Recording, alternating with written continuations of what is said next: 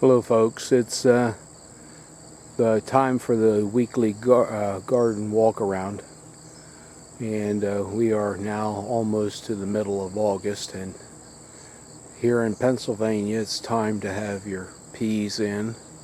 15th is the latest, and it's time to have the peas in.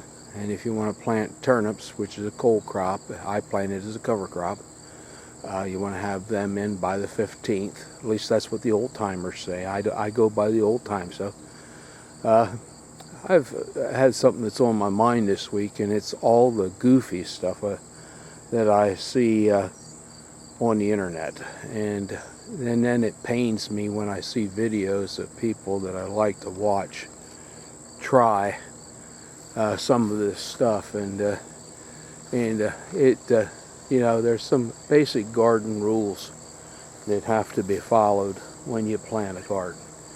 And to me it seems like a common sense type of thing, but plants require several things. They require adequate moisture, they require adequate light, and an adequate nutrient. So those three things will give you your garden to grow. And when I see people going and planting seeds in the woods, and where by nature it don't work, why aren't there things growing in the woods that are like garden things? And the real reason is basically because it lacks one of those three elements. It's similar to fire. You have to have heat, oxygen, and fuel. And plants require those both three basic things. And in the woods you don't have light. Now, are there things that grow in the woods? Yes.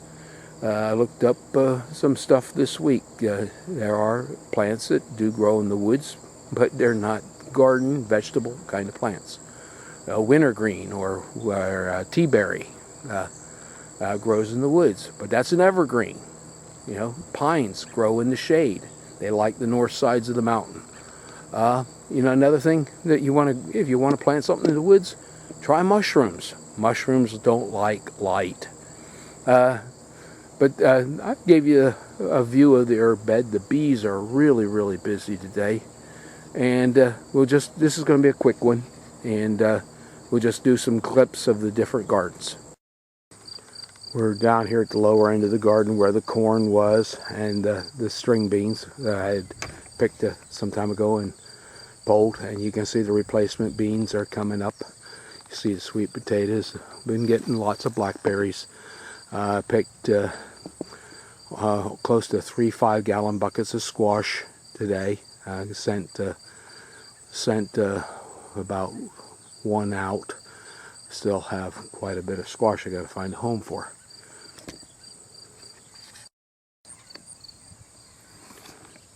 From the other side now, you can see the backside of the sunflowers and the asparagus, the squash, raspberries, and of course the amaranth.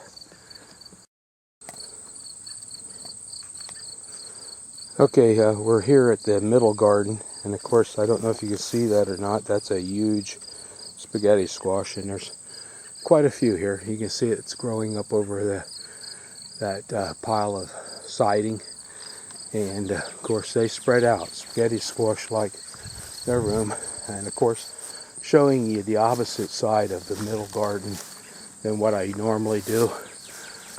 This row is about 120 feet long, and of course you can see the tomatoes.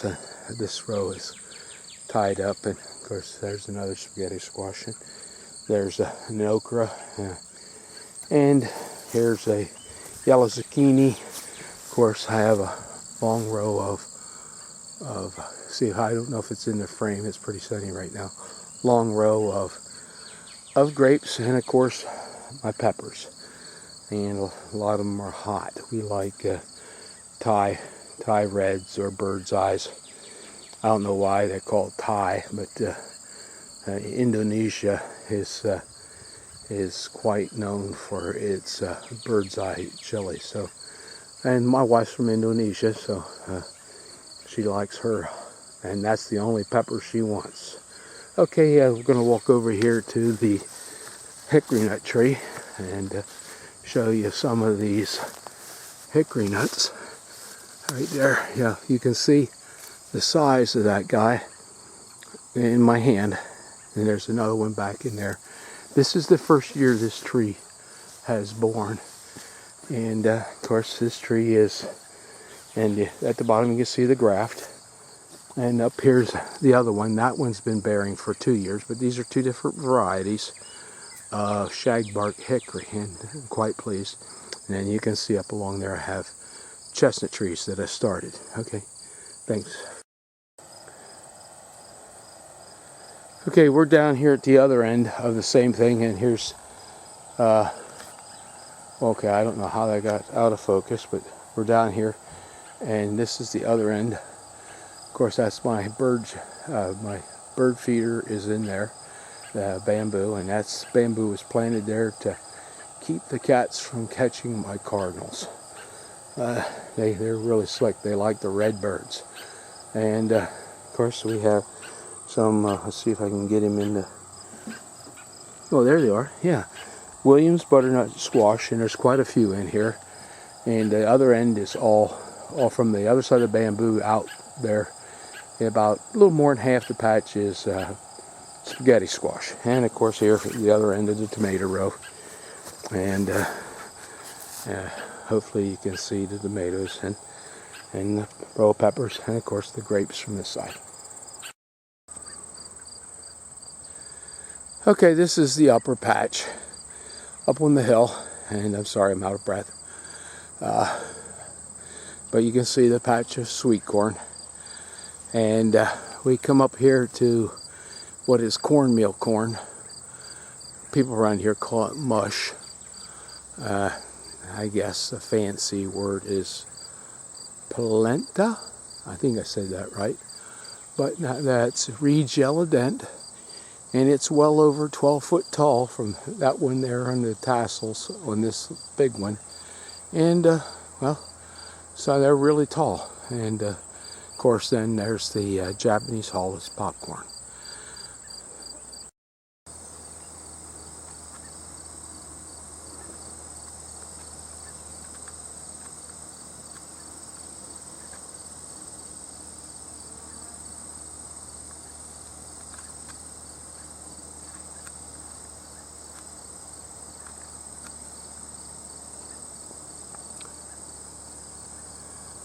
The wine hive is quite busy today. I've seen them out foraging down there on the blue basil. We're in the orchard, and if you can, I don't know if you can see that or not, but there's quite a few pears here on the tree, and all the trees I see. I got tent caterpillars tomorrow I need to take care of, and that tree isn't overloaded with pears. It has a few on. The next one's quite full. But this apple tree here is well, you can see it's got a lot of apples. Every limb is quite full. Of course, there's one of my grafts, and it took nicely. On the other side there's another graft, and you can see he's growing out nicely. There's one that died right beside it. The summer heat, yeah, got it. And here you can see this apple tree is quite full of apples, and of course there's another graft. It grew out quite nicely, and thought I would show you some of the fruit that is on the trees. Now, I don't overspray, and I try to use organic spray, so the apples aren't picture perfect like what's in the store. But then again, I'm not eating poison.